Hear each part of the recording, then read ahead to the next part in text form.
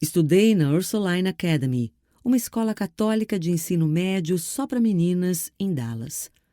No último ano, fiz uma visita ao campus da Universidade Duke e fiquei encantada com o Departamento de Ciência da Computação.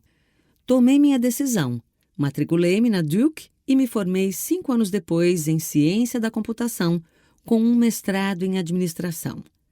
Recebi uma oferta de emprego na IBM, onde eu havia trabalhado em várias férias de verão, mas a recusei e fui para uma empresa de software relativamente pequena chamada Microsoft.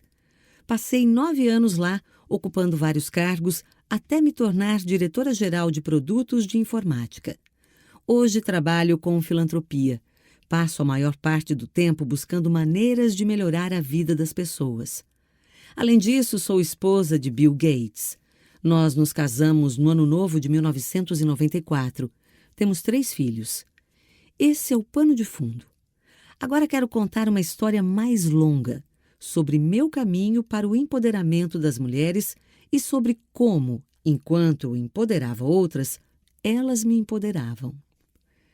No outono de 1995, quando Bill e eu estávamos casados havia quase 2 anos, descobri que estava grávida. Tínhamos uma viagem marcada para a China, algo importantíssimo para nós. Bill raramente tirava férias da Microsoft e viajaríamos com outros casais. Como eu não queria atrapalhar os planos, pensei em não contar sobre a gravidez até voltarmos. Durante 1 dia e meio fiquei repetindo a mim mesma: vou apenas adiar a notícia. Depois percebi: não, preciso contar a ele porque alguma coisa pode dar errado. E por fim, preciso contar porque o filho também é dele. Quando me sentei com Bill para conversar sobre a gravidez de manhã, antes de sairmos para o trabalho, ele teve 2 reações. Primeiro, ficou empolgado com o bebê. Depois disse: você pensou em não me contar? Está brincando? Não havia demorado muito para eu ter minha primeira ideia equivocada em relação à maternidade. A viagem à China foi fantástica. Minha gravidez não atrapalhou em nada, a não ser no momento em que estávamos em um museu no oeste do país e o curador abriu um antigo sarcófago com uma múmia. O cheiro me fez sair correndo para evitar uma crise de enjoo matinal, que, conforme descobri, podia vir a qualquer hora do dia. Uma das minhas amigas, que me viu sair correndo, pensou: Melinda está grávida. Na volta, Bill e eu nos separamos do grupo para passar algum tempo sozinhos. Numa das nossas conversas, eu o deixei chocado quando disse: olha, não vou continuar trabalhando depois de ter o bebê. Não vou voltar. Ele ficou pasmo. Como assim não vai voltar? Nós temos sorte, não precisamos do meu salário. O que está em jogo aqui é como queremos criar nossos filhos. Você não vai diminuir o seu ritmo de trabalho e eu não vejo como conciliar as horas necessárias para eu ter um bom desempenho profissional e ainda cuidar da família. Faço um relato sincero dessa conversa com Bill para levantar logo de início um ponto importante. Quando enfrentei pela primeira vez as questões e os desafios de ser mãe e trabalhar fora, eu ainda precisava amadurecer bastante. Naquela época, acredito que de maneira inconsciente, eu achava que quando os casais tinham filhos, os homens trabalhavam e as mulheres ficavam em casa. Acho fantástico se as mulheres quiserem ficar em casa, mas isso deveria ser uma opção, não algo que fazemos porque achamos que não há escolha. Não me arrependo da decisão, faria tudo de novo, mas naquele momento apenas presumi que era isso que as mulheres faziam. De fato, a primeira vez que me perguntaram se eu era feminista, eu não soube o que dizer, porque não me considerava feminista. Não tenho certeza se eu sabia o que isso significava. Isso aconteceu quando nossa filha Jen tinha menos de 1 ano. 22 anos depois, posso dizer que sou uma feminista convicta. Para mim é muito simples. Ser feminista significa acreditar que toda mulher deveria poder ter voz própria e buscar a realização de seu potencial. Também significa que mulheres e homens deveriam trabalhar juntos para derrubar as barreiras e acabar com os preconceitos que ainda impedem o avanço das mulheres. Isso é algo que eu não diria com total convicção nem mesmo há 10 anos. Só percebi isso depois de muito tempo ouvindo mulheres, com frequência mulheres que passaram por dificuldades extremas e cujas histórias me ensinaram o que leva à desigualdade e o que faz os seres humanos florescerem. Mas essas ideias só me ocorreram mais tarde. Naquela época, eu via tudo pelas lentes dos papéis de gênero que conhecia. E foi por isso que eu disse ao Bill: não vou voltar. Ele ficou perplexo. O fato de eu trabalhar na Microsoft era uma parte importante da nossa vida juntos. Bill fundou a empresa em 1975. Eu entrei em 1987, a única mulher no primeiro grupo de funcionários com mestrado. Nós nos conhecemos pouco depois, em um evento da empresa.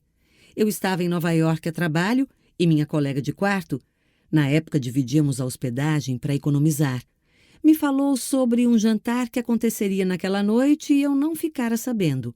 Cheguei tarde e todas as mesas estavam ocupadas, exceto uma, que ainda tinha 2 cadeiras vazias lado a lado. Eu me sentei em uma delas. Alguns minutos depois, Bill chegou e se sentou na outra. Conversamos durante todo o jantar e eu senti que ele estava interessado, mas passei um tempo sem notícias dele.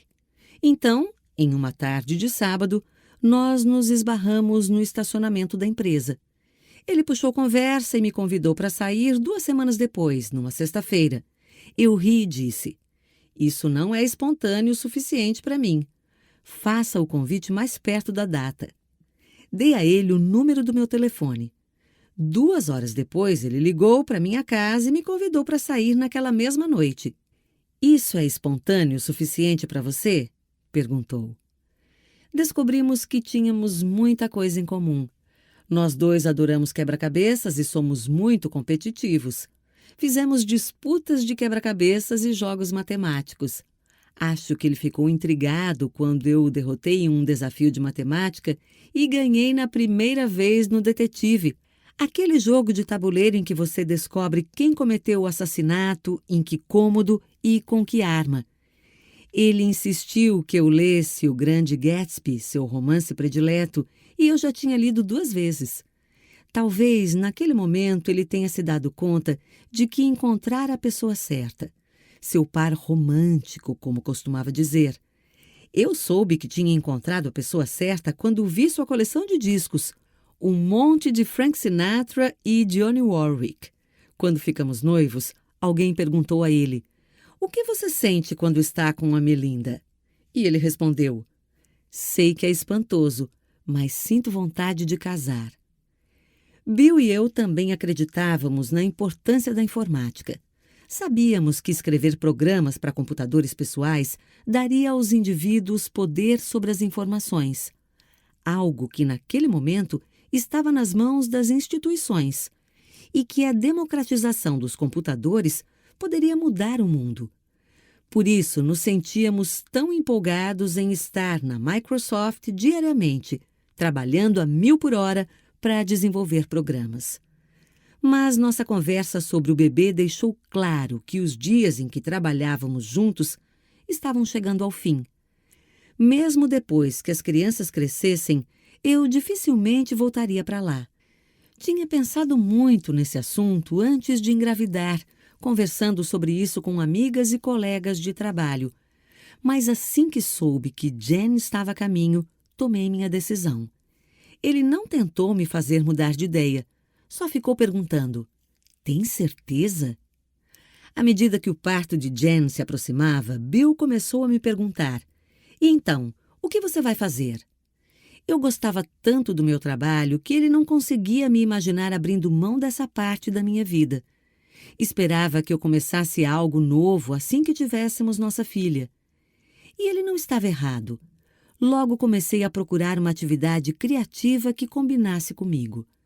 A causa que mais me mobilizou quando saí da Microsoft foi a busca por maneiras de fazer com que meninas e mulheres se envolvessem com tecnologia. Afinal, a tecnologia tinha feito muito por mim no ensino médio, na faculdade e depois. Meus professores na Ursuline ensinavam os valores da justiça social e nos exigiam muito em termos acadêmicos. Mas a escola não tinha superado os preconceitos de gênero que eram dominantes na época e são relevantes ainda hoje.